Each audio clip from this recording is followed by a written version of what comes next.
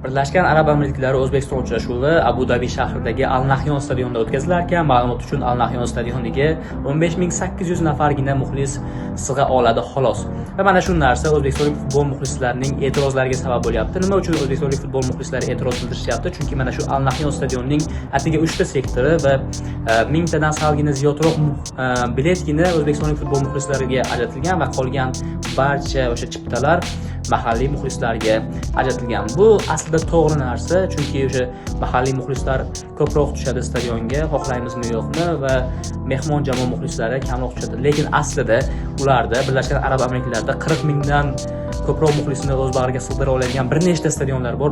Bilamizki, Birlashgan Arab Amirliklari butun dunyo miqyosida o'z o'rniga, o'z mavqeiga, o'z iqtisodiga, o'sha bitmas tuganmas boyliklarga ega bo'lgan mamlakat hisoblanadi va mana shunday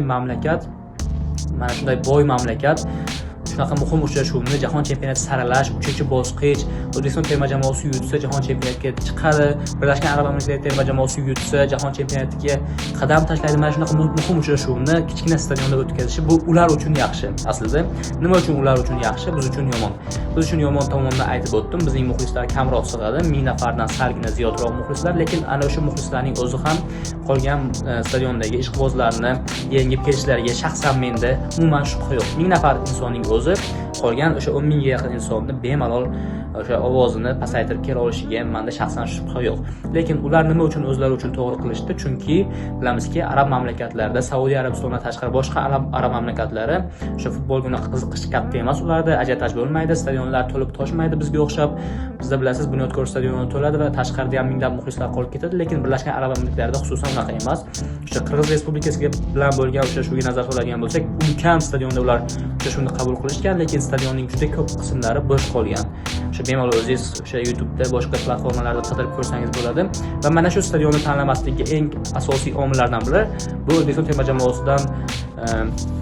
O'zbekiston terma jamoasidan salgina cho'chish hisoblanadi. Chunki terma jamoamizning ko'plab muxlislari shu Birlashgan Arab Amirliklariga yo'l olishga tayyor bo'lib shaylanib turishgan edi, lekin mana shu bilet masalasi kamayganligi sababli ham ko'plab ishqibozlar qolib ketyapti yurtimizda va teleekran qarshisida ular terma jamoamizga endi muxlislik qilishadi va mana shu masalani eng asosiy o'ylash kerak bo'lgan tashkilot bu AFK.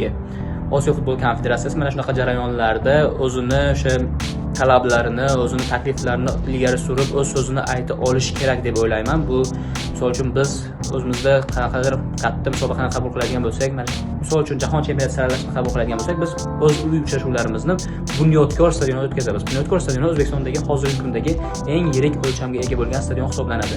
Nima uchun Birlashgan Arab Amirliklari o'zidagi eng katta stadionda mana shu o'yinni qabul qilmasligi kerak degan savolni o'sha aynan yuqoridagi mas'ul tashkilotlar, eng katta tashkilotlar anchayin bosh qotirib o'ylab ko'rish kerak, chunki bu o'sha tashkilotning saviyasini, kelajakdagi o'sha obro'sini tushishiga sabab bo'ladigan holatlardan biri. Chunki ular mana shu narsalarni nazorat qilib, muxlislarga maksimal darajada osonlik, yengillik yaratib berishlari kerak bo'ladi.